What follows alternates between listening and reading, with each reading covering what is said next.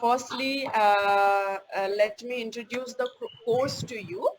The course is Study of Prophetic Movement with special reference to Isaiah 40 to 55. And the code is BC002. If you have a copy with you or a pen with you, you can note down important points also. Um, so the objective of this class is that to help the students to understand the origin and development of prophetic movement in ancient Israel.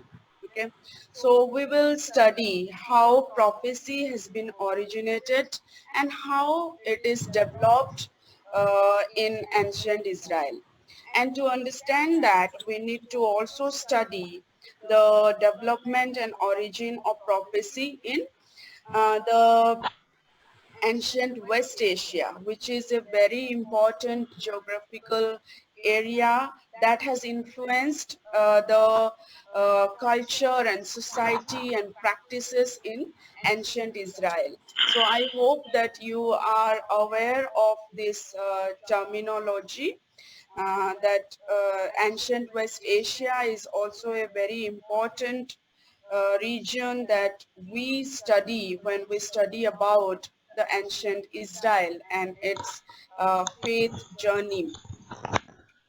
Then secondly, this course will help the students to understand the prophetic discourses, roles and responses of Deutero-Isaiah. In the beginning, when I said that Isaiah chapter 40 to 55, uh, this whole course is about Isaiah chapter 40 to 55. It's about the Deutero-Isaiah, okay, or the second Isaiah. So here we will study the prophetic discourses, what the prophets they uh, uh, uh, what were their discourses, okay, their roles, okay, their responses, how did they respond to their society, their societal needs, and so on. So there, here we will see how the prophets were very instrumental in in the life and faith of the people of God. Then this course will also inspire the students to see the relevance of prophetic movement in the contemporary context. So when we study about the prophetic movement here, it's always encouraged to study the context, like how the prophetic movement in the Old Testament or in the Bible can be relevant to contemporary context today, in our present context today. And you all are encouraged to connect the prophetic movement to the present day context and give your critical reflection or your own reflection on it. How would you connect the prophetic movement in the Bible, which is very, old, or it was practiced in the ancient Israel, and how are you going to connect it with the present day context? So there might be similar instances, or there might be something that is not very similar. So how are you going to evaluate the biblical prophetic movement and the prophetic movement today? Okay, so that is the whole idea about the objective of this course. So when we study the whole course, or when we go through the outline of the course, please keep in mind the objective of the course, because when you will write your exams, the question will come according to the objective of the course. So it is very important that we keep in mind the objective of this course. So to begin with this course, firstly we will see the origin and development of prophetic movement. So how the prophetic movement started in ancient Israel. Okay, so to begin with, as you are already in second year, and I hope that you have already done your introduction to Old Testament class. In that, I hope that you have already done the three major divisions of the Old Testament. And in that, I would like to start from that, because in that division you will see that how the Old Testament is divided into three.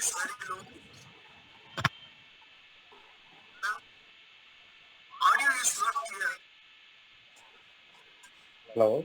Okay. Ma'am, your audio is very low. Audio is not clear. Hello, Audio hello, is not madam. clear. We are doing it. We are doing it. Just mute yourself. We are doing it. Okay, okay, all right, all right. Ma'am, your audio is down. Just speak little louder, please. Okay. Mm,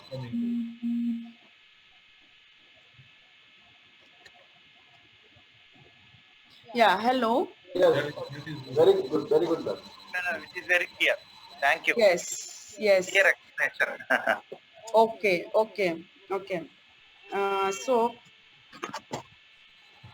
is it okay now? Yes, yes, ma'am. Yes, ma'am. Very clear, madam.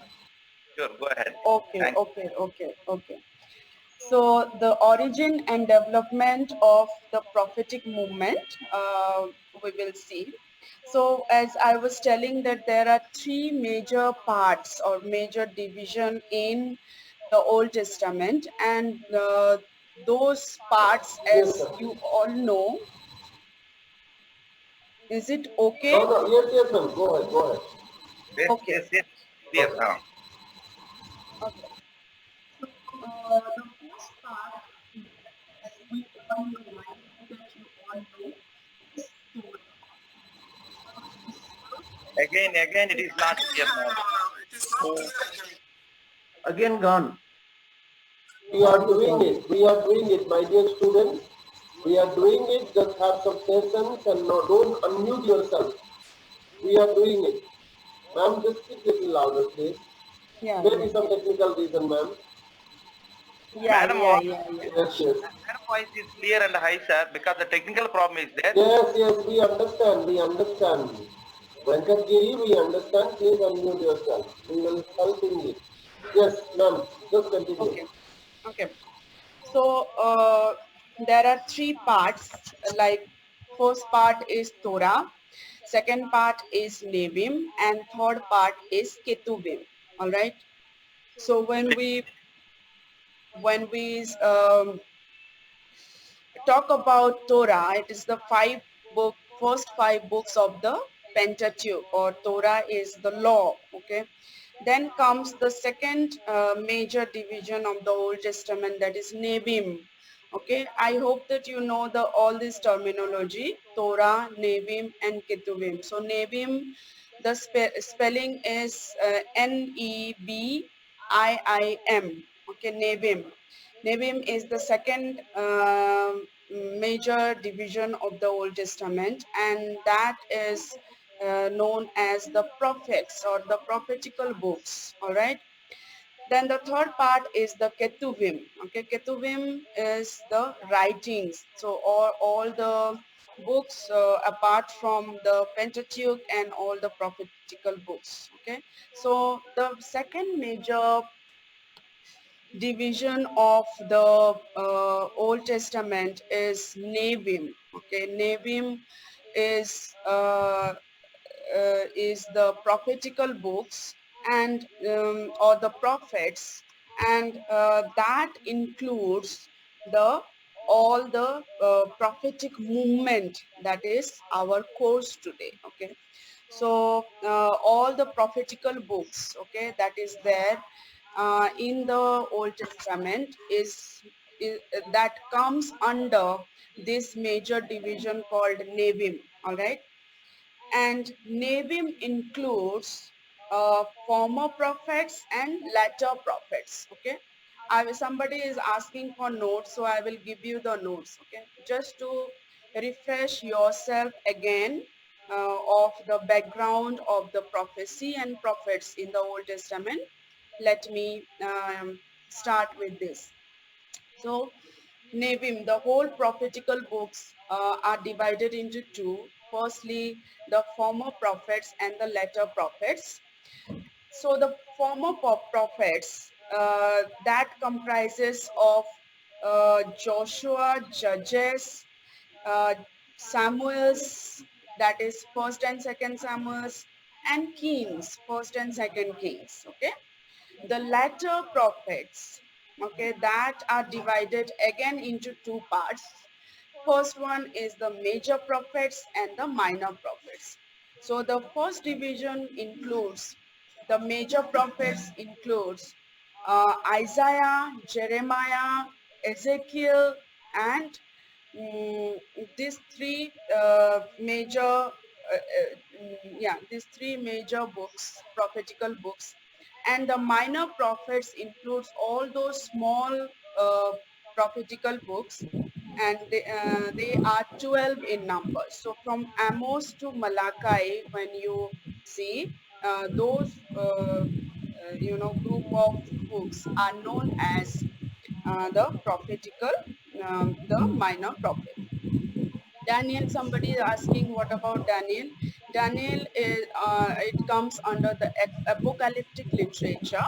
So it is not included in the prophetical books. The apocalypse nature of Daniel is there in the book. So it comes under the scholars, okay? They um, categorize the book of Daniel as apocalyptic literature and not prophetical literature. All right. So it is very important that we know this before we begin. So when we talk about the origin and development of prophetic movement, okay, it's very important to know the meaning of prophet and prophecy. Okay, so as I have already said, when we say Nevim, okay, Nevim is a plural uh, connotation of Nabi, okay, Nabii, Nabi, okay, Nabi is prophet, and when we say Nevim, Nebim, Nevim is the plural of Nabi. Okay, so there are two types of prophecy that we see in, like there are many, but majorly there are two types of prophecy that we can see in ancient Israel. Okay, one like major part is that it is the uh, foretelling nature, okay, and another one is the foretelling. So when you talk about foretelling, that is about the telling about what is going on in your present condition, okay, like you uh, proclaim something that you see, okay, that you see, which is a ongoing process, okay, and the prophet is preaching about it, or the prophet is talking about it. And when you talk about foretelling, foretelling is all about talking about the future, like how the future would be, okay. The prophet is talking about the future event, or which is yet to come, okay. So in that case, it is the foretelling. All right. So in ancient Israel, mainly the prophecy was of two types. Okay, the prophets were also known as the foreteller, foreteller. Okay, they are also known as the social analysts. Okay, and they are also known as people who are inspired by the spirit of God. Okay, so that way the prophets were seen in an ancient Israel. Okay, so as I have already said that the first view about foretelling. Okay, foretelling is FORE telling. Okay, FORE. The second part is forthtelling. Okay, FORTH, forth telling. All right. So when we talk about foretelling, future.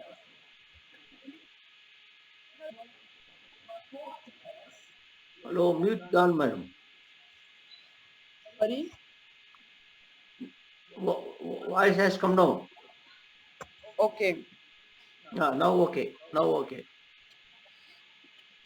No. Okay. Okay. So the biblical prophets are also known as the foretellers, and that means a Navi, okay, Navi or prophet was more concerned about the future. So when the prophet is more concerned about the future, then that prophet is known as the foreteller, FORE, foreteller, okay. So the act of foretelling is about the future by announcing the will of God for the society or for the people. Okay. So foretelling is a prediction about the future and which calls the people to cooperate with the will of God or to obey the will of God. Okay. So the common people normally they link prophets with foretelling, with future, and that we can see throughout the Bible. Okay, especially when we see for First Kings and Second Kings, especially we can see where the prophets are very much into foretelling. They announce or they predict about the future. Okay.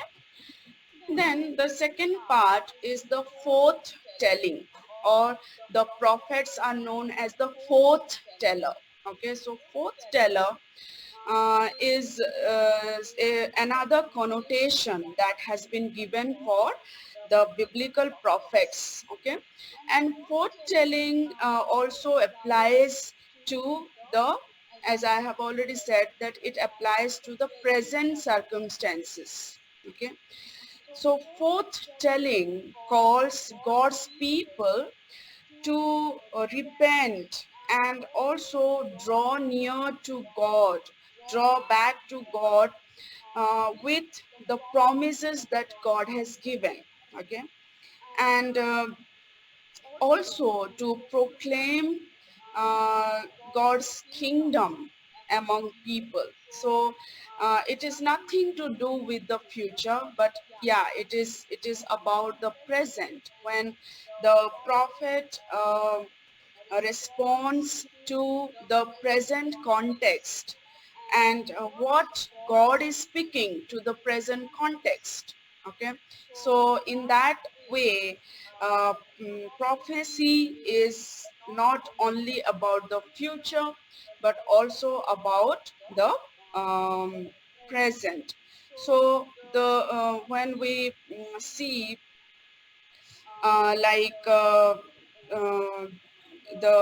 like Deuteronomy, when Moses becomes a prophet and he prophesizes about people. Okay, in Exodus also we see that Aaron and Miriam and so on, they are prophesying. Okay, so uh, Foretelling is something that is mouth to mouth, okay, mouth to mouth, and what God is speaking to the present day context, okay. And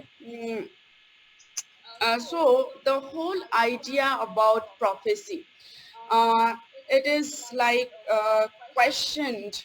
It is questioned when we think about or when we study about prophecy in ancient Israel. Nowadays, okay, our understanding might be that prophecy is all about future, but what about present, okay? In the present day context, how the people of God should live, and what are the areas, what are the social evils that as prophets we need to respond, okay, or we need to point out. So that is very important when we are doing the responsibility of a prophet, or we are called as prophet in the present day context. So prophets, the role of prophets, as it was very important in the ancient Israel, in today's world also it is very important. All right. Then prophets are also known as the social analysts. Okay, so they were not only the foreteller or forth-teller, but they were also the social analysts. Okay, so when we talk about prophets or Hebrew prophets as social analysts, it is that the both the men and women, okay, they were very much instrumental to identify the social evils in the society, okay. what were what were the things that were going wrong in the society, to point out the social evil and to speak, okay, to speak against the social evils.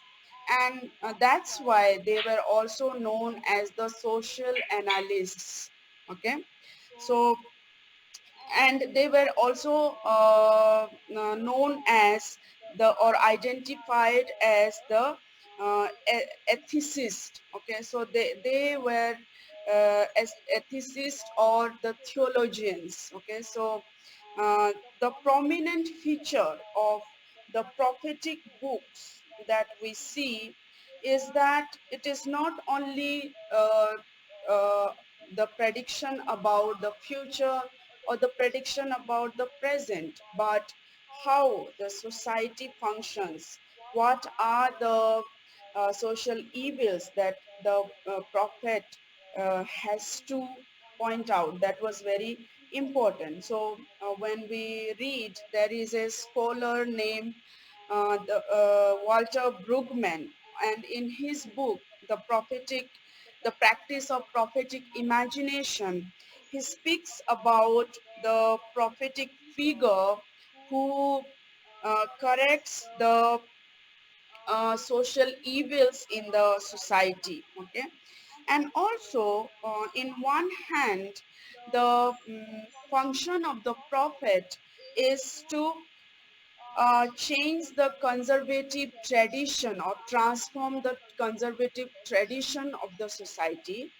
And on the other hand, the the job of the prophet is to bring social justice, okay, social justice, and to carry out social action, okay. So when we see today's prophecy, like how prophecy has been in today's world, we don't see many prophets talking about social evils. We don't see many prophets talking about the political evils that we face in our country, okay.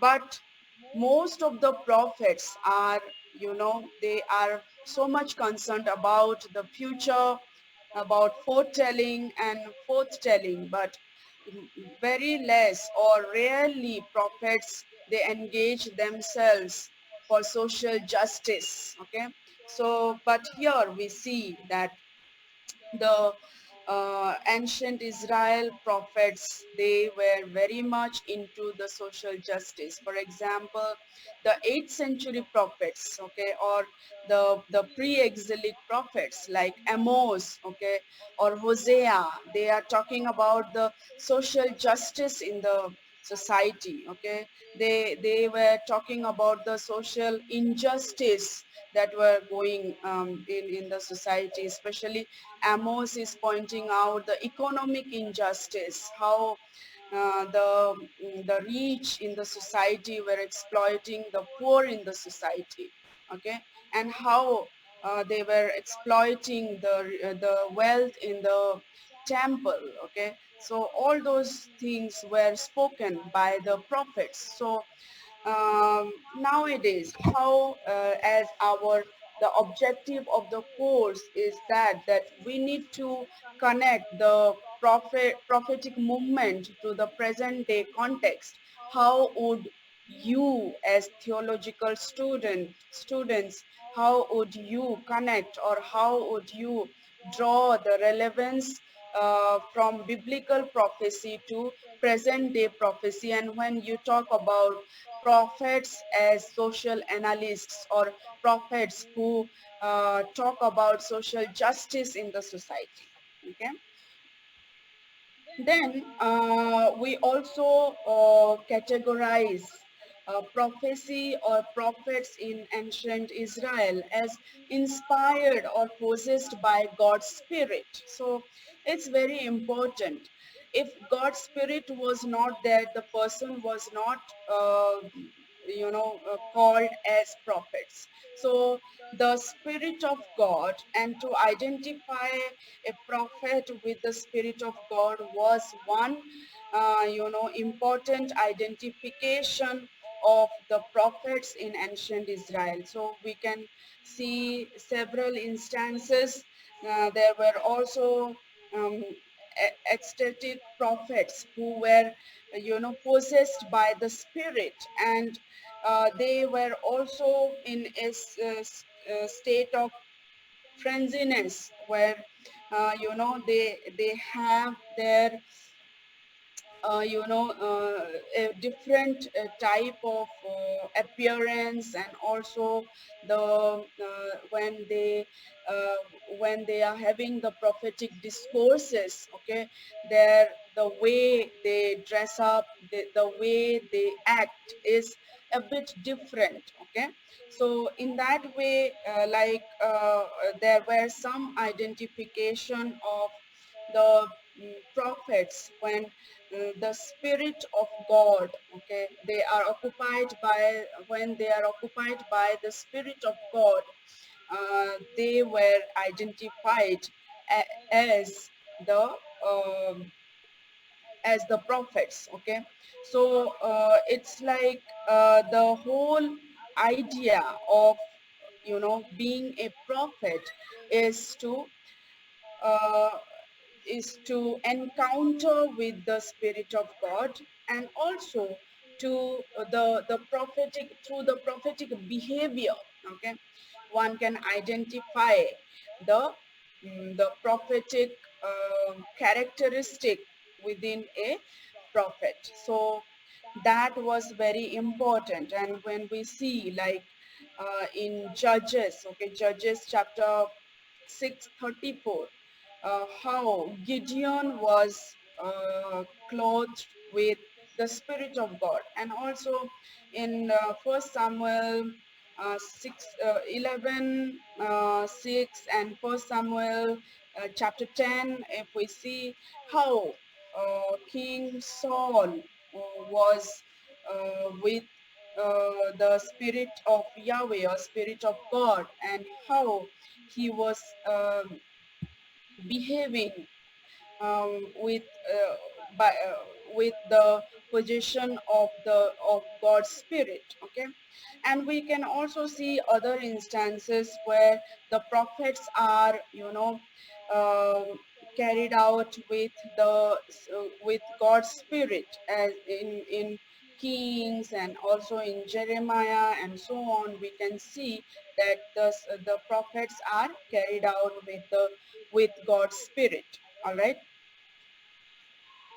There is another type of prophetical identification, or the category of prophets that we can see is that prophets are known as the chosen person of God. Okay, so if it is a prophet, he or she must be chosen by God, and that is the revelation of God that comes through the prophet to the society. Okay, so the prophets in the Old Testament or the Hebrew Bible were known as God's chosen instrument, or God's person. Okay, or chosen person of God. Okay, so somehow the commissioning of the prophets were done by God, and that's why they were known as the chosen people of God. Okay, so we can see it is for almost all prophets when they were called out to be a prophet, or when they were commissioned to be a prophet, they were known as the chosen instrument, or the chosen person of God. Okay, so the main duty of a prophet was to act as instrument of God for delivering the judgments upon the individual. Okay, and especially in ancient Israel, that we see that the kingdom was divided into two parts, Israel and Judah. The northern part was known as Israel, and the southern part was known as Judah. So the prophets were very much prominent to prophesy within this um, area. Okay, the whole area of Judah and the whole area of Israel. All right, so the prophetic message, okay, of the time was important to know the historical context of the time. All right, so the prophets were known as the chosen people of God, so that they will prophesy about the present context of the society. Okay, so that was very much important when we talk about the chosen person of God, and when we say that the prophets were the chosen person of God. All right, then the prophets were not only foreteller, social analysts, or possessed by the Spirit of God, or the chosen person of God, but the prophets were somehow, they were the initiator of ethical monotheism in Israel, or they were also the ethicist. Okay, ethicist in the society. Okay, so as I have already spoken about it, they were the people who were very much influenced by the social ethics. Okay, that was prevalent in the society.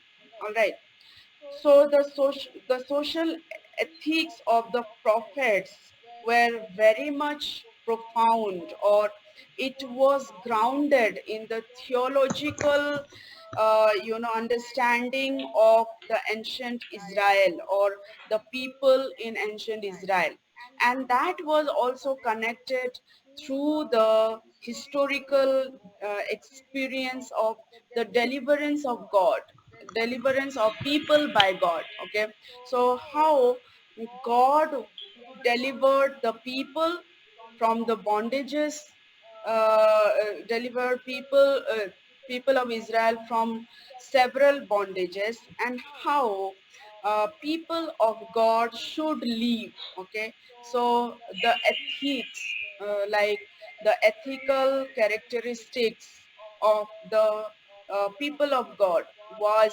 also, instructed by the prophets. So they were also known as the ethicists of the time. All right.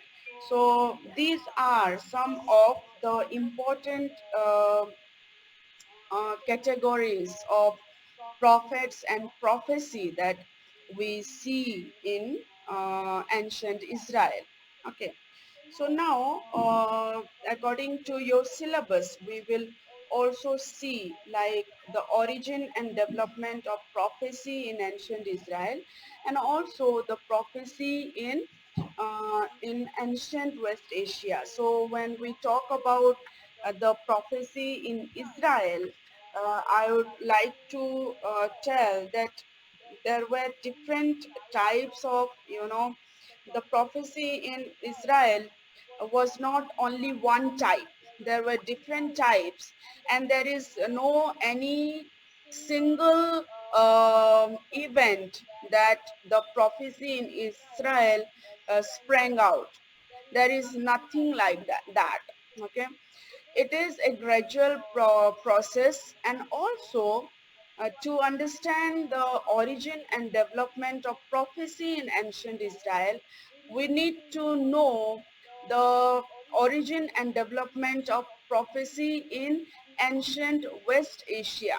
Okay, as I was telling in the beginning, that it is very important to study about the ancient West Asia when we analyze, or when we research, or when we study about ancient Israel, because ancient Israel was a part of ancient West Asia, and the various nations, or various countries that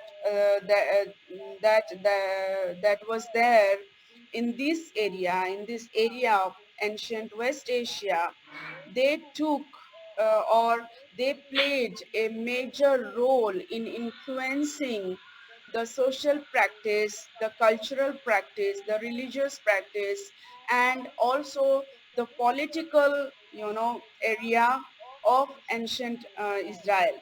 So it is very much important to study about ancient West Asia when we study about the prophecy in ancient Israel. All right. So as I told, that it is not a singular process or singular event, or any one event that, became the or from what it originated, the prophecy originated, but it is the gradual process. Okay, and the prophecy was very much, a part of the prophecy in ancient West Asia. Okay, so I got a some message that I need to be fast. Okay, so we will not go like in details. I'm not going in details, by the way. I'm just giving you the outline. So let's do it faster. Okay. So when we talk about the ancient West Asia, it's about the various nations that were there in that time, uh, see, and when the major part of the ancient West Asia is Mesopotamia. Okay, Mesopotamia, how the prophecies were there, and also it is in the in prophecy in Palestine. Okay, in Syria. Okay, and prophecy in Egypt. Okay, Egypt was also a very important area that we need to know what were the prophecy in Egypt. Okay, and how it has influenced the prophecy in Israel. Okay, so we also need to know the prophecy in uh, under Mesopotamia, you have to know about prophecy in Mari. Okay, Mari is the Middle Euphrates, and how prophecy originated there, and how it influenced the prophecy in Israel. So Mary is a very important area that we need to know, because in the whole Mesopotamian region, Mary is a place, okay? Mary is a place where, prophecy originated in the beginning, okay? So Mary is very important, M-A-R-I, Mary is very important. Babylonia is important, okay? Assyria is also important. Kindly note all this. And then they had like the prophets, okay, who were known as Apilu, okay, APLI or AP or Apil 2, okay, APILTU, okay, Apil 2. So they were known as the answerers, okay. So it was a tradition that when there people want to know about their future, or people want to know about their present, then they would go to the prophets and ask question, okay. And this apilu or appeal to, they were responding to the question by putting the question to the deity. Okay, they had their deity, and after putting the question in front of the deity, whatever message they were receiving from the deity, they were again conveying it to the people or the person who is asking the question. Okay, so that was a kind of tradition, prophetic tradition, that in the Mesopotamian region it was followed. Okay, another type of prophecy that was very much important in ancient West Asia was muhu, okay, muhu or muhutu. Okay, so people, the prophets who were ecstatic in nature, okay, they have some kind of um, ecstatic nature in them, or the characteristic of trans behavior in them. Okay, so they were the people who in a way lost their mind, but they were also possessed by the spirit. Okay, so that was also a tradition that was there in ancient West Asia. And also we see the similar kind of instances in the Bible, where the prophets were also behaving like the muhu or muhutu. All right. Then there were other type of people or prophets who are known as Asinu. Okay, Asinu are the prophets who were, they had a different cult. Okay, they were the cultic personnel of the deity Ishtar. Okay, so they were another type of prophets. Then another category of prophets of ancient West Asia were Kamatu. Okay, Qammatum, Kamatu. Okay, so they were the people who were the speakers. Okay, they were the speakers, and they played a major role in carrying out the central cult. Okay, so the oracular speaker at Mari, and also in Babylonia and so on, they were known as the Kamatu. Okay, so also we see about uh, prophecy in Assyrian court. Okay, so Assyrian prophecy was something that had a social context, and the oracular speakers were founded to be in the Assyrian court. Okay, so they were very much also influenced. The prophets in Israel were very much influenced by the Assyrian prophecy also. Okay, so there were also prophecy in Palestine, Syria. Okay, and when I give you the notes, you can go through it, and it's very easy when you connect to it. So I'm not going in details. You please go through the notes, and it will be clearer to you. Okay. Then uh, next topic is uh, the background study of Deutero Isaiah. So now I will like see the whole idea of this course is to study about Isaiah, Deutero Isaiah.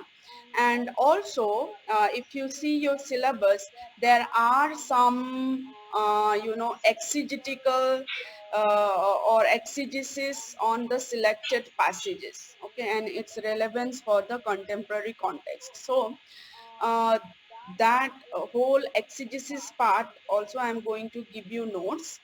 And so it will be so in today's class we are not going to deal about the exegetical part, but the theory part we will have some idea. All right, so when we are talking about the Deutero Isaiah, as I have already said, that the Deutero Isaiah is the designation for the second Isaiah. Okay, so before we talk about Deutero Isaiah, I would like to tell you the three divisions that are there for the book of Isaiah. Okay, generally when we study Isaiah, we don't have this idea that Isaiah is divided into three parts. Okay, so part the first part is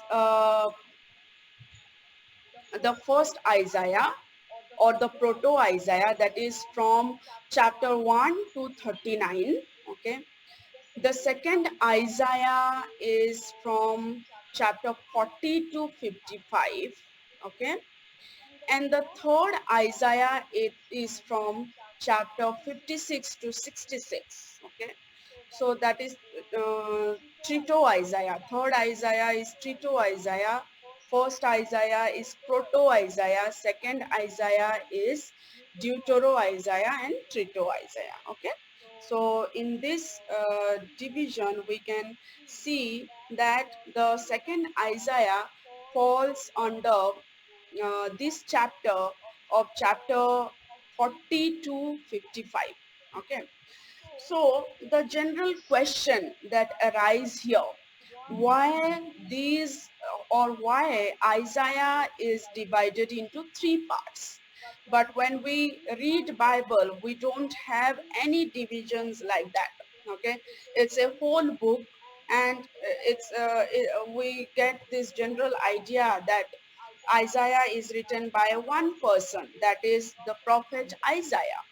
But here uh, the scholars, the biblical scholars, they have their research, and they have come out with these three divisions of the book of Isaiah. And these three divisions, they have seen that Isaiah is not a whole book, but Isaiah is a compilation of three major parts. First Isaiah, second Isaiah, and third Isaiah. Okay, so the second the three parts, why it is divided. Okay, the question is why it is divided. Three parts are from different social background. Three Isaiah or the three parts have different time zone, and the three parts have different social contexts. Okay, so accordingly, with the research of the biblical scholars, it is it is believed, or it has been divided into three parts, that the three parts are from different social and historical background, and that's why Isaiah, the whole book of Isaiah, is not written by only one author, but it is written by three different authors. But we don't know the name of those authors. The names of those authors are not mentioned, and that's why uh, the three parts, okay, are assumed to be written by Isaiah, three Isaiahs. Okay, so the first part, Proto Isaiah, is written by first Isaiah. Deutero Isaiah is written by second Isaiah, and Trito Isaiah is written by the mm, third Isaiah. Okay, so here our focus is on second Isaiah. Okay, second Isaiah, that is from chapter 40 to 55. All right, and when we talk about chapter 40 to 55, it's about the um, mm, uh, it's about the second Isaiah, and the whole time period, the history of this period, the content, the message of second Isaiah or Deutero Isaiah is different from the first Isaiah and second Isaiah. Okay, so chapter 40 to 55 is a distinct segment within the 66th chapter of the book of Isaiah. Okay, and when we talk about the historical context of chapter 40 to 55, that differs entirely from chapter 4 to 39. Okay, and here the you know the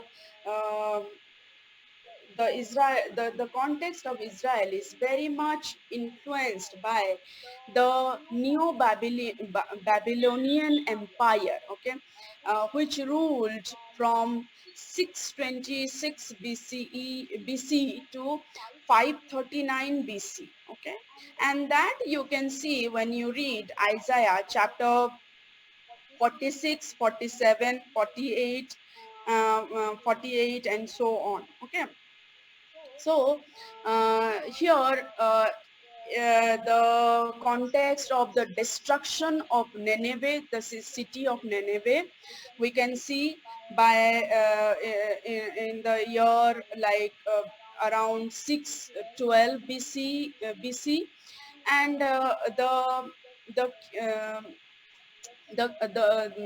the rule of Cyrus of Persia also we can see, okay, from 560 to 530 BC, and also there were also we can see that there were no like Assyrian king of Isaiah. Okay, so the context is different. In the first Isaiah, we can see the that the Assyrian kings are there, but here we can see the Babylonian Empire, the Persian kings are there.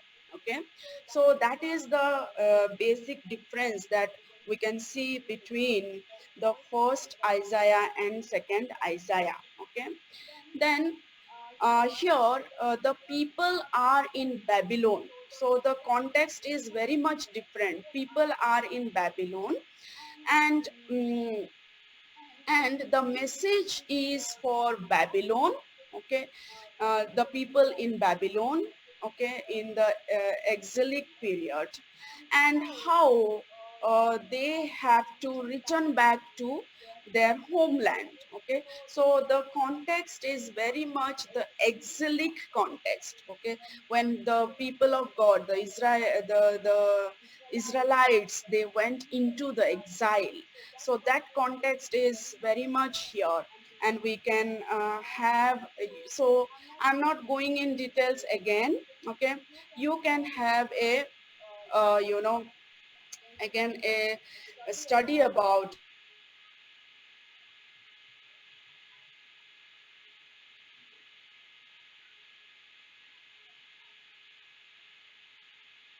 Hello. Video stopped. Madam, media is not there.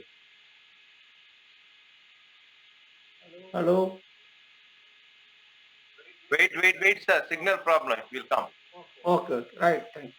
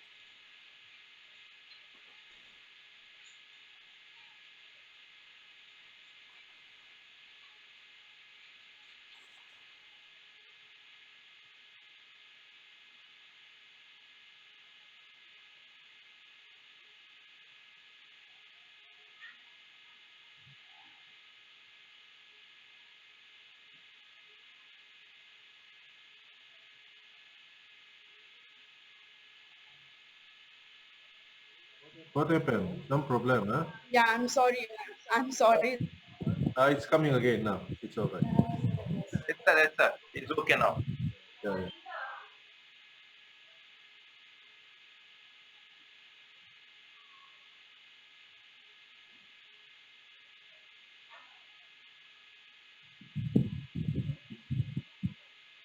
Hello. Hello.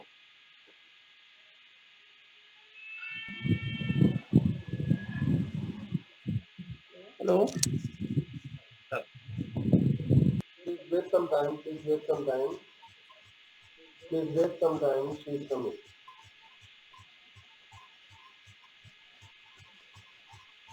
Hello. Ah, sir, Yes, ma'am. madam. Yes, ma'am.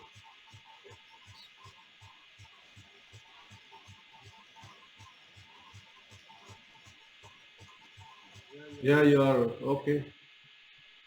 Hello, can you Yeah, hear yeah, me? you are No. Yes, audible. yes, Yes. we can hear you, ma'am. Continue. Continue, madam, Okay. please. Yeah, ma'am, continue. Okay, I'm sorry that I lost my connection, so we will now start again. Yeah, that happens. Um, It happens many times. Yeah. yeah, yeah. So we were talking about. I hope that I'm audible. Yeah, Yes, yes, ma'am. yeah. Very much, very clear. Yes. Thank you. Thank you.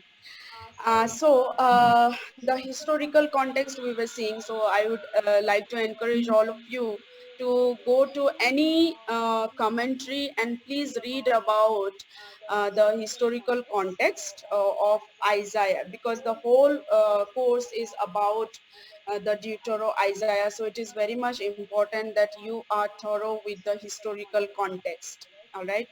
Then when we talk about the authorship, okay, authorship is a a very important part when we study Deutero Isaiah. Okay, authorship is also is very complicated. Okay, and there were various scholars who have given their various opinions about the authorship of the unity of authorship of Deutero Isaiah. Okay, so there are various challenges that we can see. Okay, for example, uh, there is or there is a scholar who is known as Dodelin. Okay, so he names Deutero Isaiah for this for chapters 40 to 66. Okay, so he doesn't agree with this division of chapter 40 to 55, but he goes up to the 66, saying that the unity of these chapters are there, and then this is categorized as one part. Okay, so there were different authors, okay, different authors that we can see for first Isaiah, second Isaiah, and third Isaiah. And that's why the authorship of second Isaiah is also questioned by various scholars, because the scholars, okay, the here when we study Bible and the scholarship in Bible, then sometimes it is complicated, because various scholars have various views, different views, okay, and sometimes it is very complicated to know the context, and to know the actual context, and to know the actual, historical and historical dimension, and the political and social dimension of the biblical events that were happening. Okay, so here the authorship is also challenged in that way. Okay, so most of the scholars, they agree that there was an author in the 6th century. So the time of authorship is, um, it is believed, or the scholars, they agree with this, that the authorship was there, the time of the author was around 6th century BC. And uh, the name of the author is not mentioned, it is anonymous. Okay, anonymous. But the name, though the name is unknown, it is believed that, it is believed that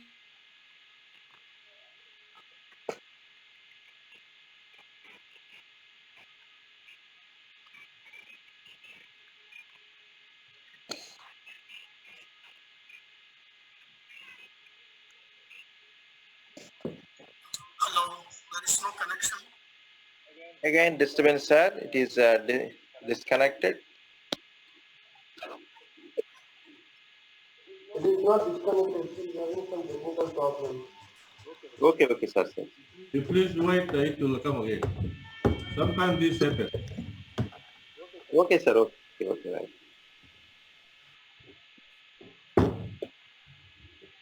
Because the explanation is very clear, teaching is very interesting, sir. That's why. Yeah.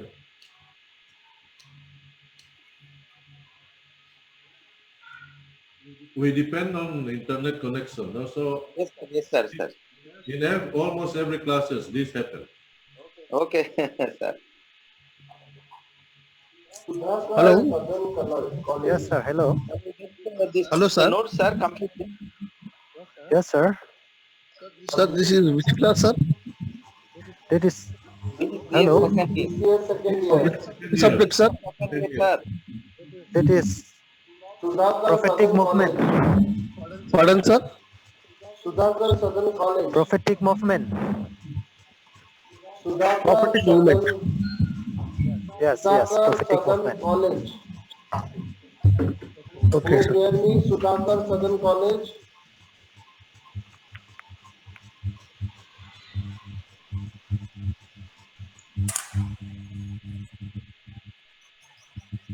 Sudhakar Southern College. Can you hear me? Sudhakar Southern College. Can you hear me? Sir, please respond, sir. Sudhakar is there. Sudhakar Southern College.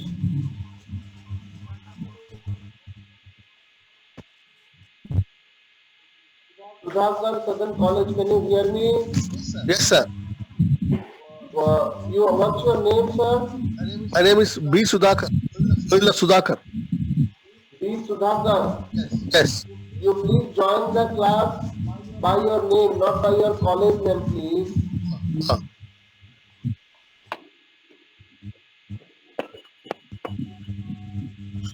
how to join, sir? Sudhakar? Yes, sir. What is the full name, Sudhakar? Boila. Okay. I'm second year, sir. Second year student. Okay.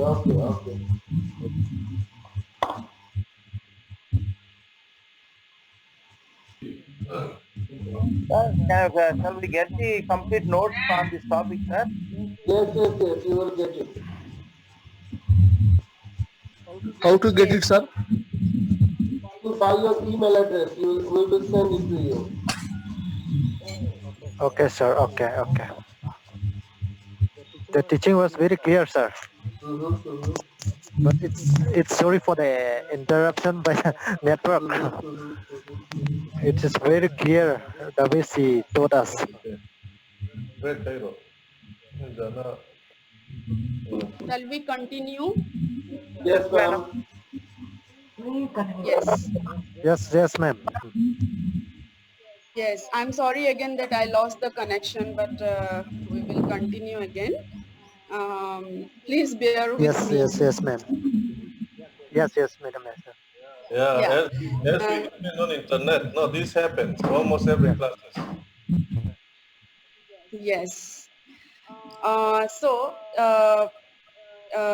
that is like that authorship is, uh, it is accepted and agreed by most of the scholar, and they believe that it is written by an anonymous writer, okay, called Isaiah or second Isaiah. All right.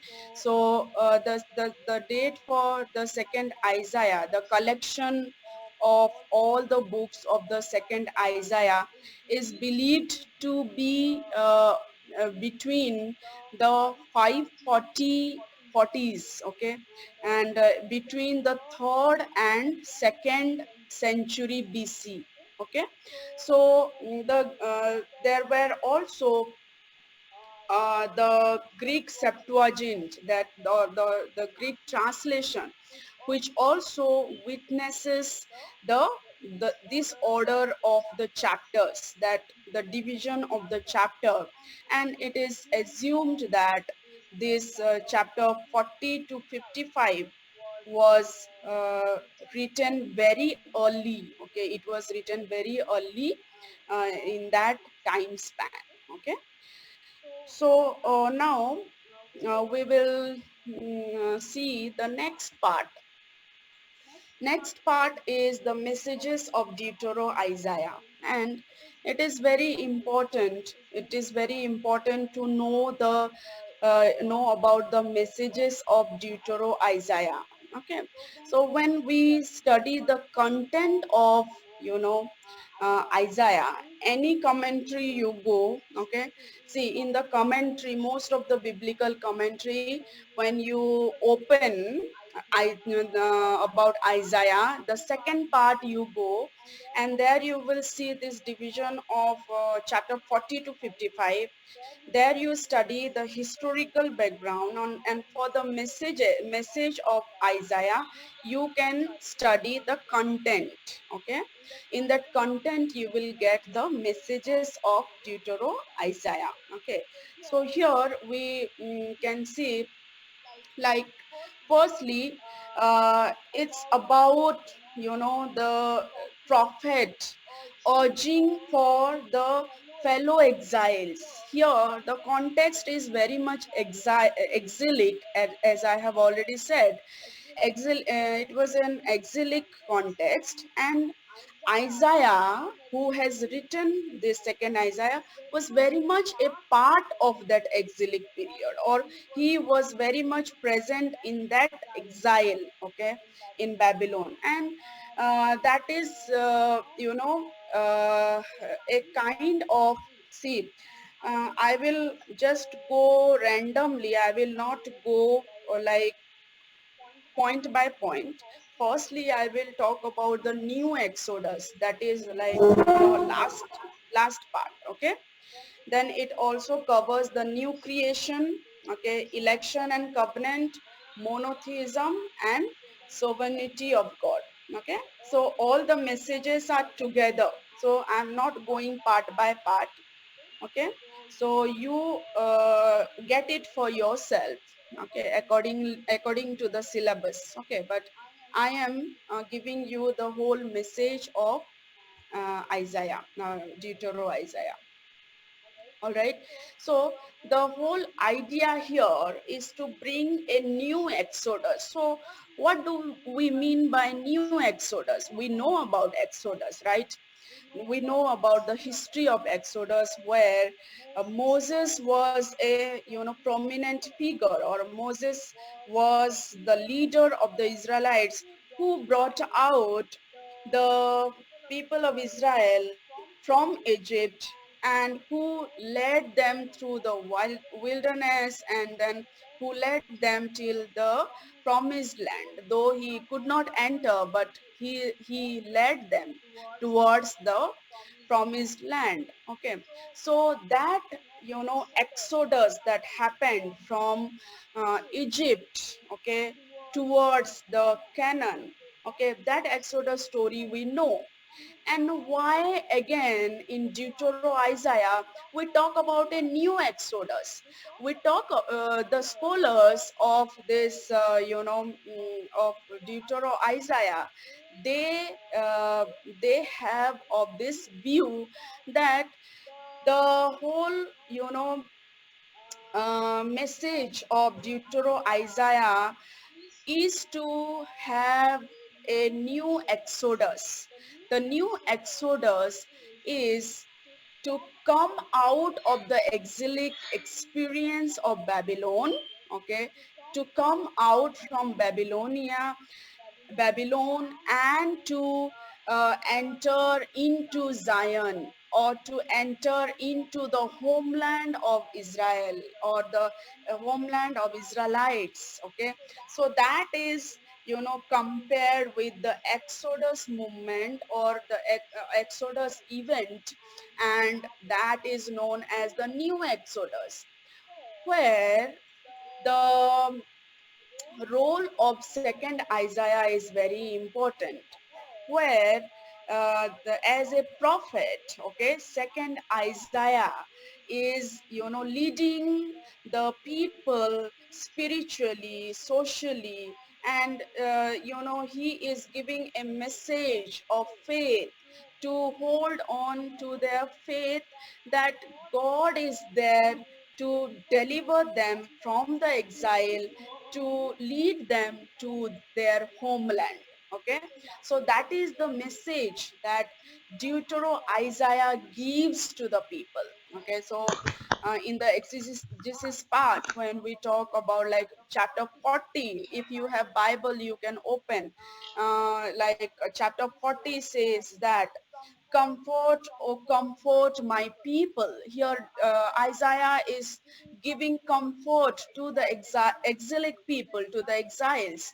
And then he is saying that you are comforted, that you will be taken away from this exilic experience to the Zion, okay, to the homeland. Okay, you will go back to your place very soon. So that message, okay, that message of deliverance, that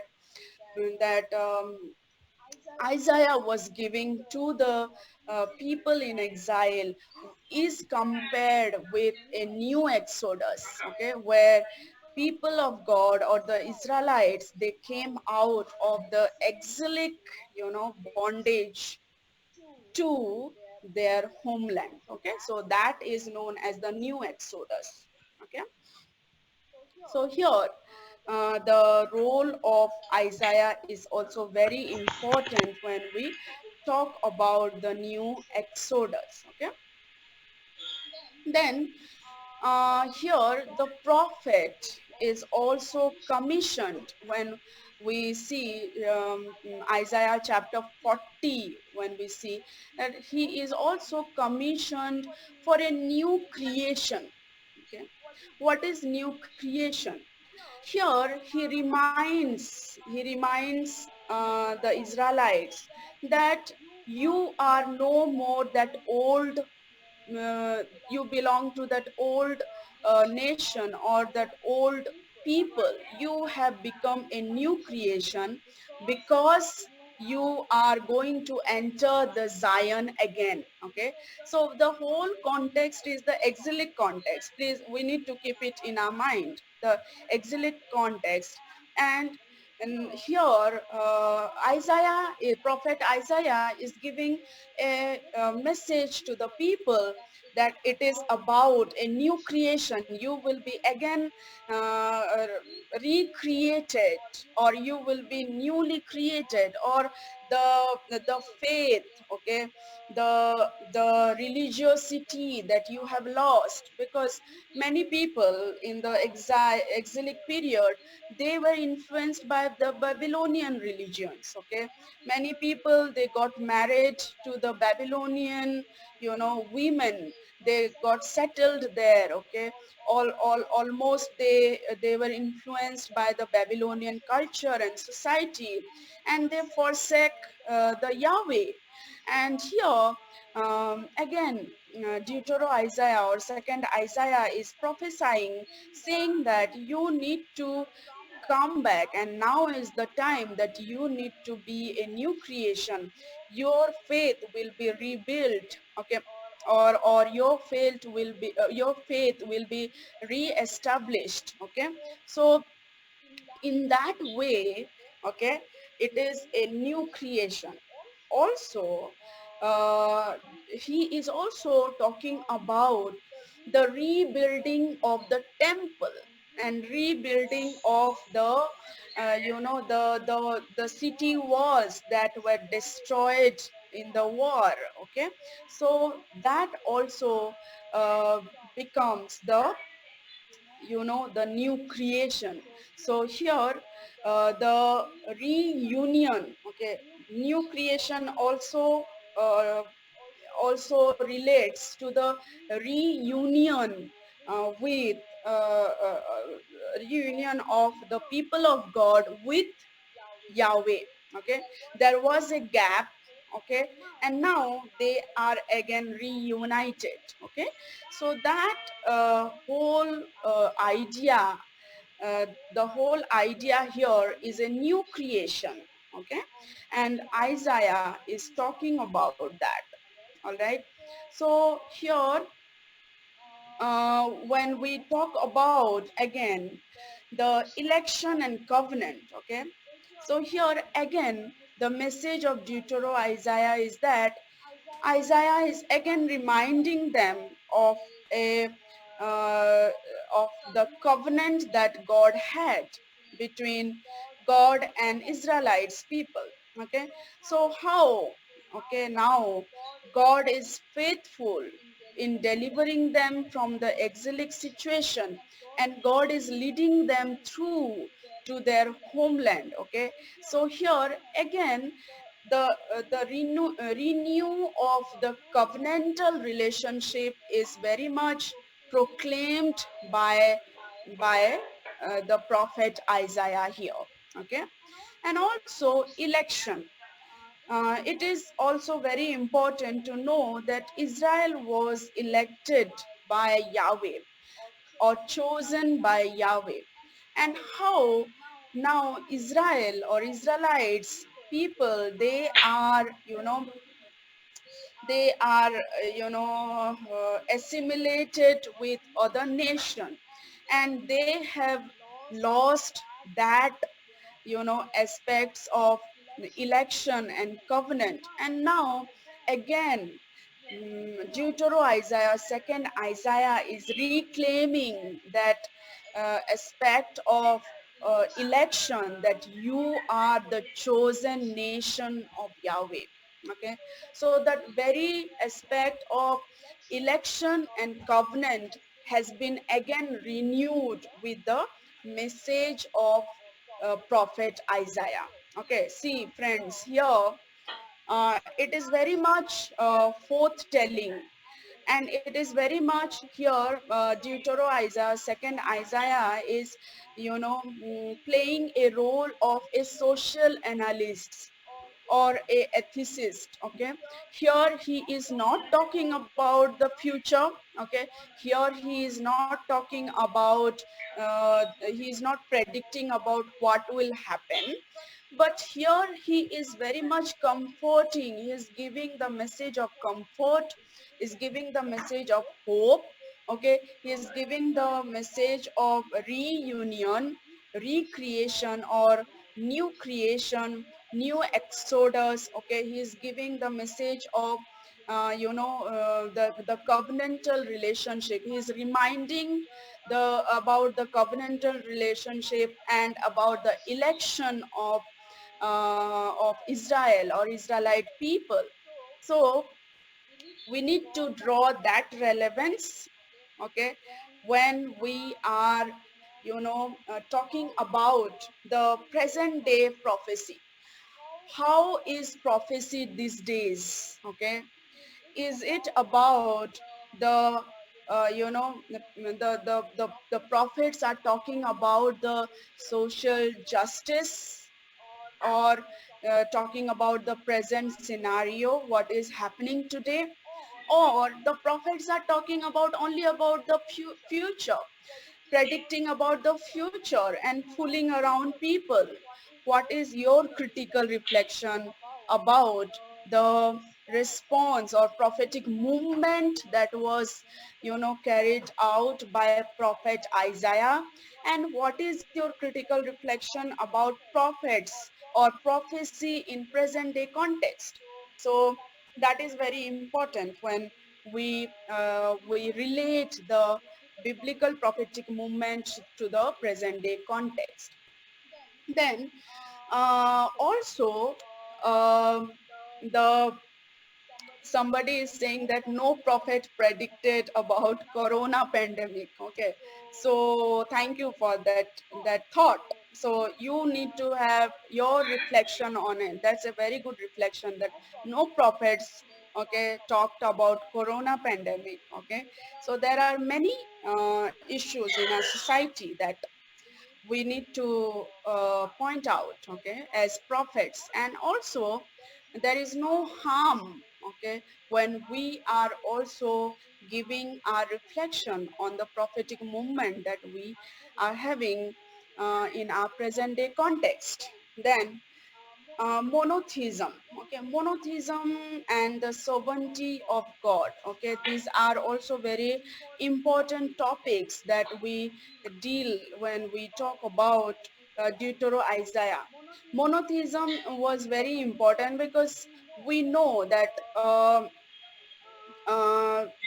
Israelites people, or the people of God in both Israel and Judah, okay, they were very much influenced by monotheism. Okay, in Judaism also. Okay, when we nowadays or in the present day context, and in ancient time also, Judaism believes in monotheism. Okay, so there is one God, and that God is Yahweh.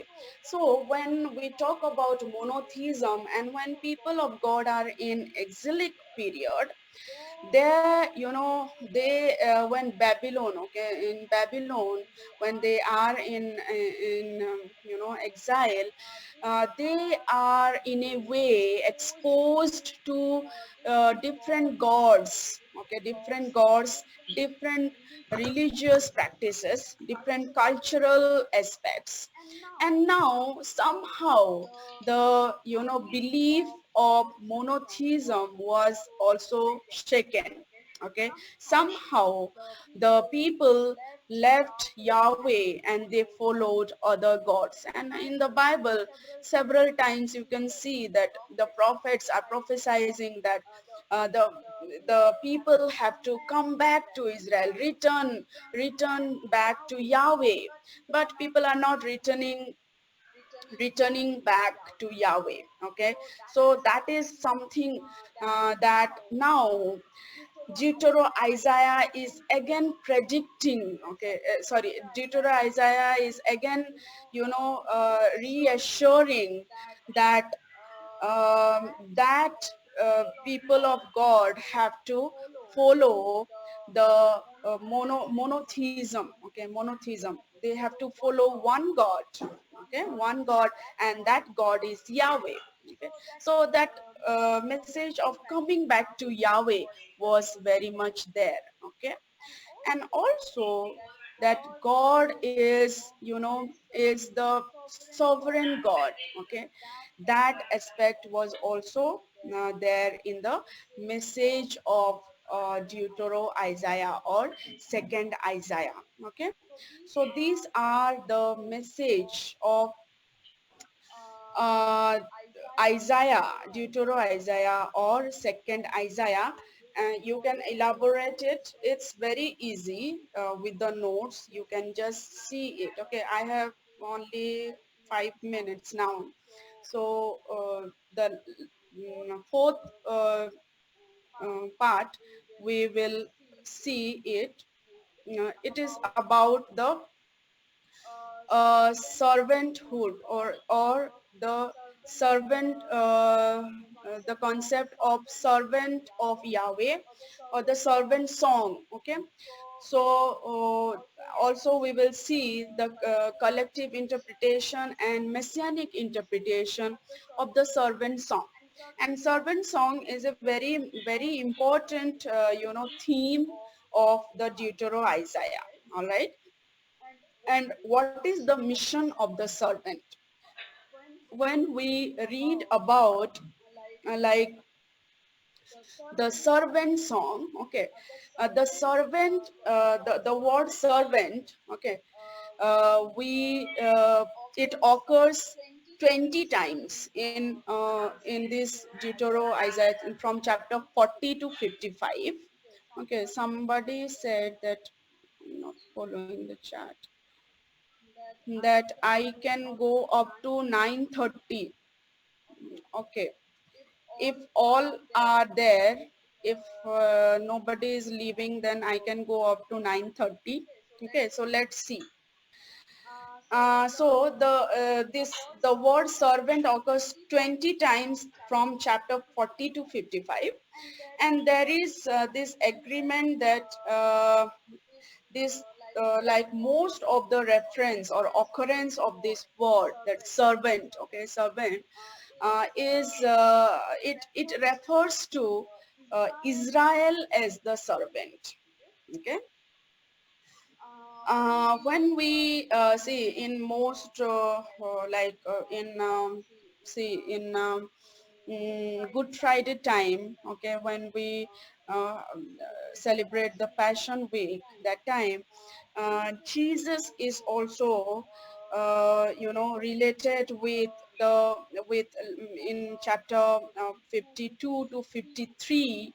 When we talk, Jesus also is known as the the suffering servant. Okay, the suffering servant. And but most of the occurrence of this word servant is about Israel as the servant. Okay, Israel as the servant of God.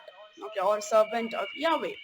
Okay, so you can see like chapter 42, then chapter 49, chapter 50, 52, and 53.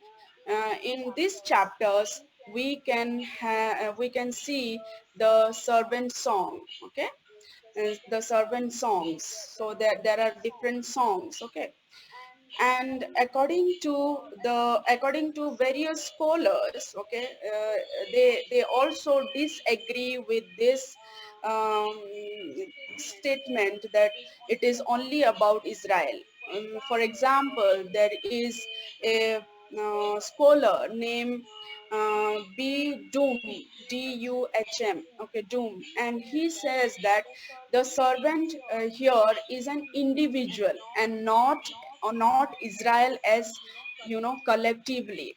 So but other scholar, okay, they also have this view that the servant is the servant is a title that is given to Jesus Christ. Okay, and also some, they say that the term servant is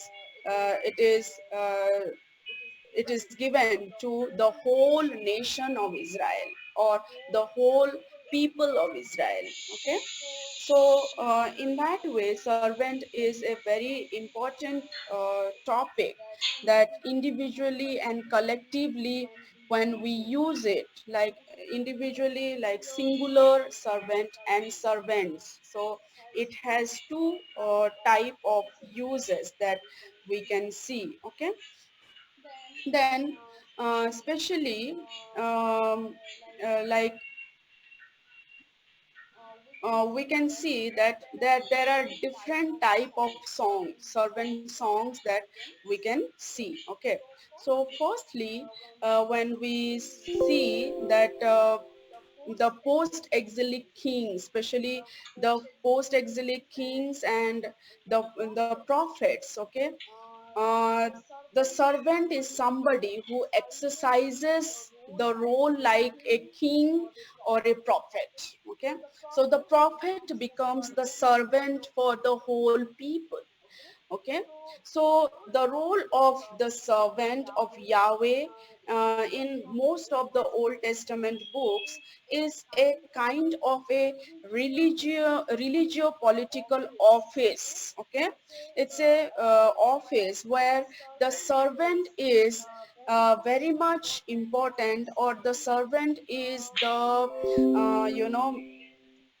person who has to who has to proclaim the divine plan to people to obey. Okay, to obey Yahweh.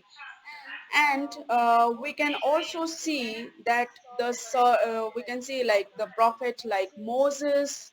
Okay, Moses, who was a servant to the whole people of Israel.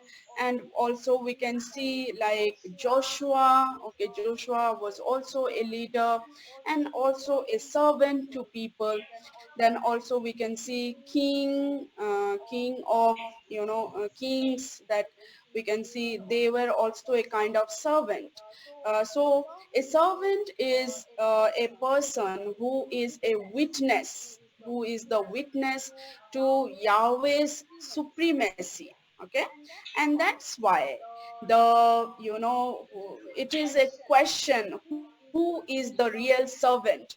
What is the idea of the concept of servanthood?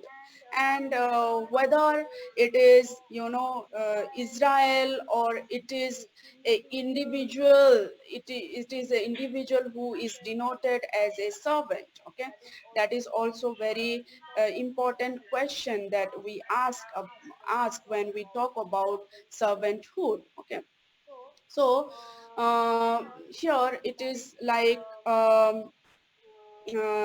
like the songs. Okay, the servant songs, here we can see that especially chapter 52 to 53 is known as the song of the suffering servant. So here, how the suffering has been explained or described in the books of in the chapters of Isaiah. And that is very much there to bring out the suffering of the exilic people. Okay, so mostly when we connect it to Jesus Christ, okay, the context is very different here. Okay, the context of Isaiah and the context of suffering servant here, when we talk about Israel being the servant, then the whole suffering story, or the event, or the song that is written in these chapters, it talks about the suffering of Israel. Okay, and somehow with our theological understanding, it is also connected to the suffering of Christ. Okay, so this suffering song, or the suffering servant song, or song of the servant, is very important when we when we study Deutero Isaiah. Okay. Um, so like mostly uh, we are, I just gave you a little bit of, you know, outline about this the entire course, and also the I will give you the notes, so that will be very you know, informative for you. And also I will encourage you, don't only depend on the notes, but also have some reading of your own, because this is a very much historical and theological, you know, course here. So you need to be thorough with this all the topics that are there. Okay.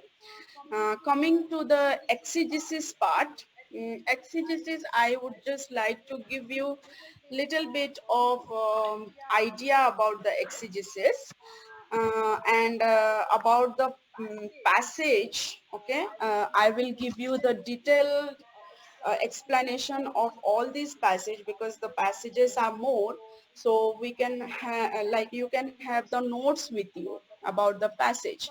But I think that you will get some question about the exegesis. Okay, and exegesis is also a very important part when we study the books of the Bible. Okay, so without exegesis it is difficult to understand, or it is very difficult to interpret the text. All right. Like most of the time we think that without exegesis we can interpret the Bible, but that is a very wrong notion. Without exegesis we can't interpret the Bible. Even for Couples may preaching, decide to go okay, to even for counseling. preaching, even to prepare our sermon, exegesis has a very vital role. All right. So when we do exegesis, or when there is a question, that you will get a question that exegete the For all following sorts of passages. Okay, and its relevance for the contemporary context. So in your syllabus only you can see that we need to exegete the passages and also bring out the contemporary context. Okay. So I'll give you a small outline for how to do the exegesis. Okay. So the first part is Isaiah chapter 40, 1 to 2. Okay. So there are only two verses. Okay. So firstly, you can note it down. You can note it down if you have a copy with you. And this session has been is been being recorded, so you can have Madam, this recording also. spelling exegesis spelling, please. Exegesis is Exegesis. Okay, Exegesis, exegesis of the selected passage from Isaiah. So the first one is Isaiah chapter 40, 1 to 2. Okay. So it is always the first point, number one. Okay, number one can be an introduction. Introduction you can give in one or two sentences. Okay, so what the whole text is speaking about. Okay, so introduction may be one or two line. If you don't want to give any introduction also, it's fine. Okay, then the first thing that you need to do is the historical background. Okay, historical background of this passage, Isaiah 40, 1 to 2. So the second point after introduction, second point, historical background. Maybe in a small paragraph you have to give the historical background. Okay, in which historical context this text is written. What is the historical context for this text? Okay, for this particular text. Okay, Then in that historical context, okay, you can also bring out the authorship and date. Okay, so authorship and date can come in historical context, or you can make it number 3. Number 3 can be date and authorship, or it can come under the historical context also. Okay, then uh, after historical context, date and authorship, and after that you have form and structure. Okay, some people, they divide form differently and structure differently. So number 4 can be form, or and number 5 can be structure, or number 4 can be form and structure together. Okay, so number 4, form and structure. Okay, so in that you analyze the literary form of this text or this passage. Which literary form does it has? Okay, like in Isaiah chapter 40, when you read, it is like, it is a prologue.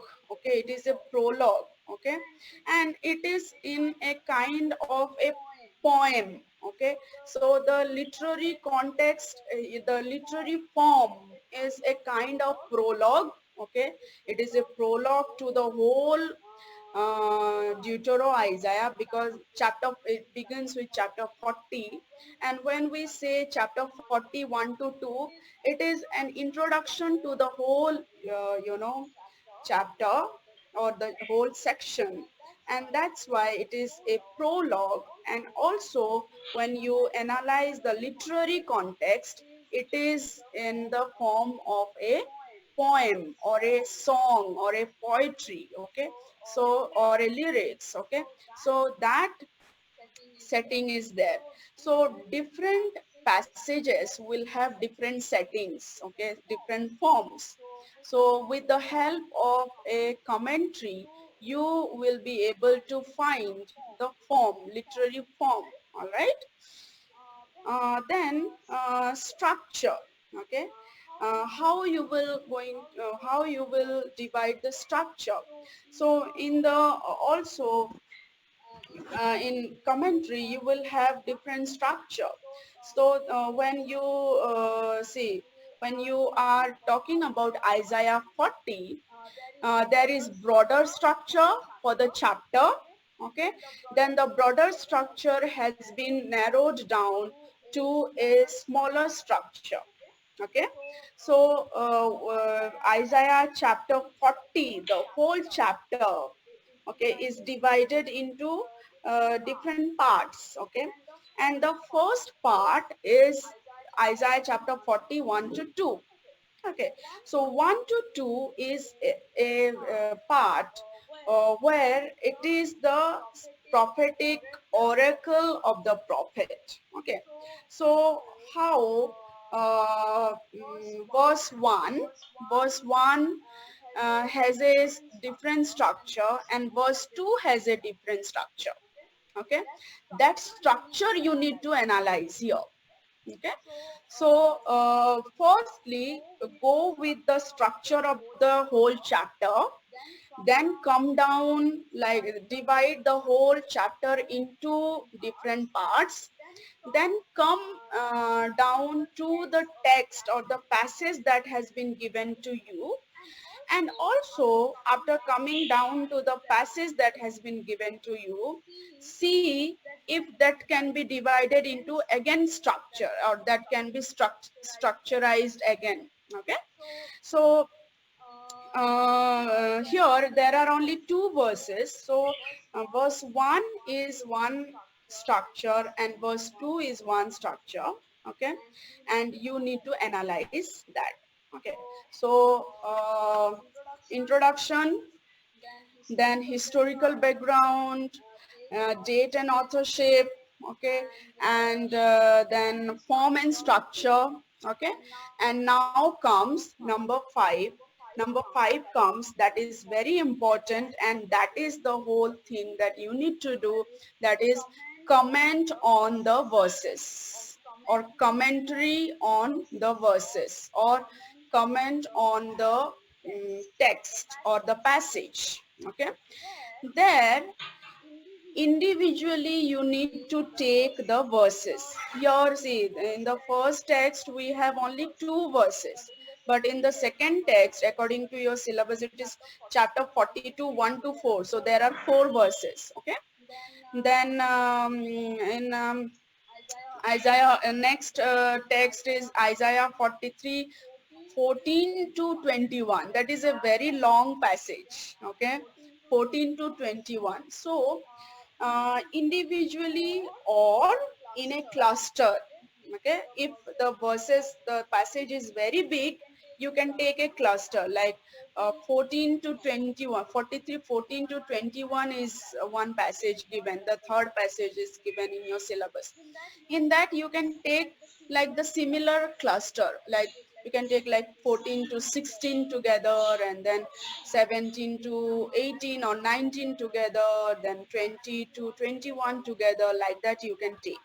But here, because the passage is small, you take individually. Verse 1, first verse 1, and explain what is written in verse 1. Then come down to verse 2 and explain what is written in verse 2. Okay, so and when you are giving your commentary or when you are giving your comments on the verses, it is very important to note the important or the key words. Okay, keywords, so stress on the keywords. Okay, if you know the Hebrew words for that, also very good. Okay, you can write the Hebrew words and explain it more. Okay, if you don't know the Hebrew words, take a special word. Okay, for example, Isaiah 40 mm, verse 1. So now we will explain verse 1. Okay, so verse 1 starts with comfort, oh comfort my people.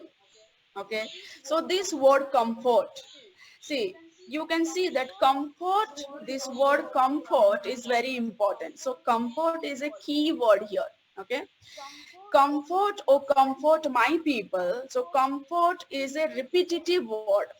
So comfort becomes emphatic here. So the word here, comfort is emphatic. Emphatic is what?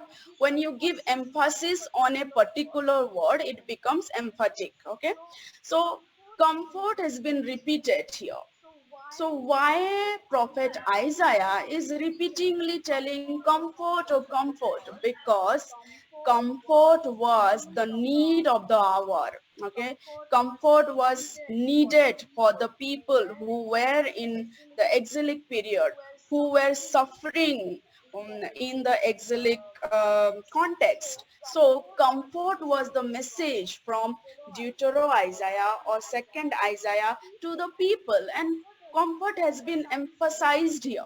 Okay, so comfort becomes the key word here. Okay, so it is just an example.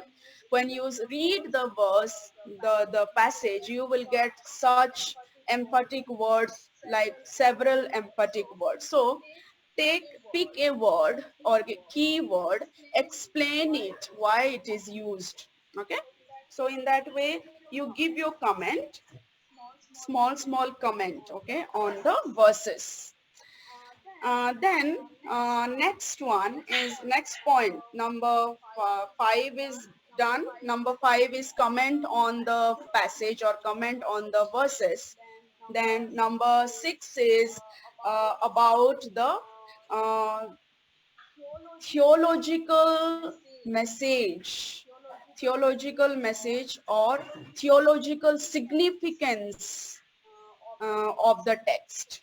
Okay, in theological significance, always see the relation about the text, relation of the text with what God is speaking. Okay, so the relation between, you know, the aspects of God okay, and the text. So what the text is speaking about God, okay.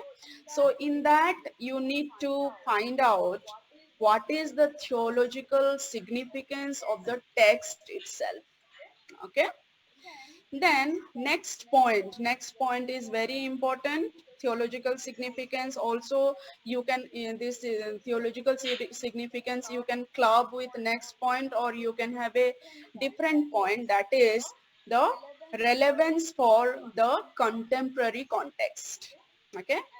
And there only you will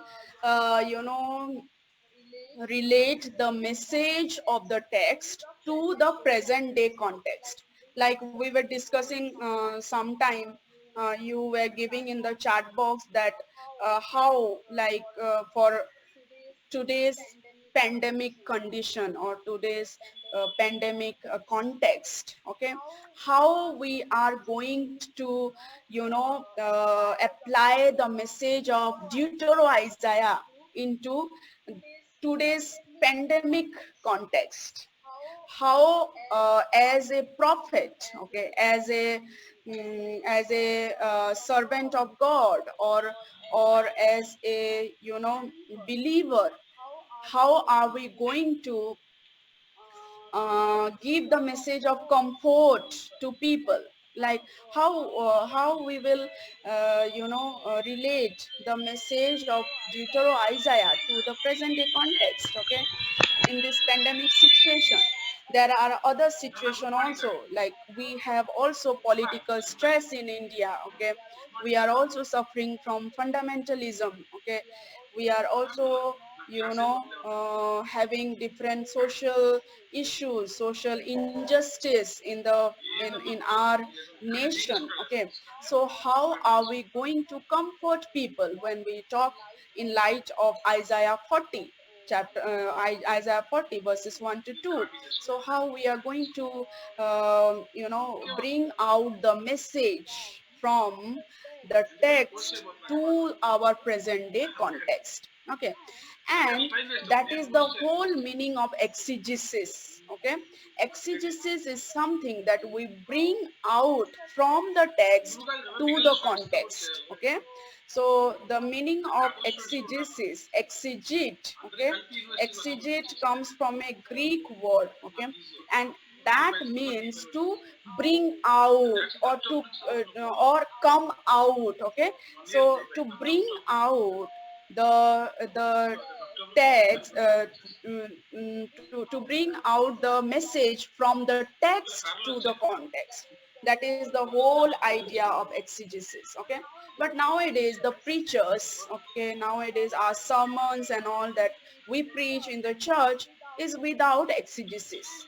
And without exegesis the sermon is very vague, okay, because it doesn't have the biblical context in it. It doesn't have the thorough reading of the context of the text. And it doesn't also you know bring out the context of our present day, okay. We very much spiritualize our sermon, but we don't talk about the society, we don't talk about the nation, we don't talk about our present context, we don't talk about the injustice in the society, okay. So but here when we do exegesis, we need to bring out the message from the text to the context. So that is the sixth point, relevance for the contemporary context or the present day context. And finally, maybe you can give your conclusion or concluding remark, okay, or your own your concluding reflection, okay. I think concluding reflection is better, okay, than to just to write as conclusion. So concluding remarks you give, or concluding reflection, okay, at the end you give. So it is a outline for your exegesis. So you please apply this outline when you are doing your exegesis, but please keep it in your mind that time is very short when you write in your examination. So for your examination, maybe you need to be very precise. Okay, everything, all the points you have to write in a small paragraph maybe. Okay, but this exegesis is not only for exam purpose. It is also for our own personal, you know, preparation when we prepare our sermon, or when we make ourselves ready for preaching. Okay, so this is all about exegesis. Okay, so yeah, we are done with the whole your course now. So I hope that it will be helpful for you. I will also send you the notes, so you will get a soft copy. But as I already said, that don't only depend on the soft copy, but also please, have your own readings. You will get a lot of PDF. And another thing, please don't browse from internet. Internet is very dangerous. Okay, you will not get authentic source from internet, but you always try to find out PDFs. Okay, PDF books, PDF articles, and you go through it. Okay, so yeah, and if you have any doubt, any question,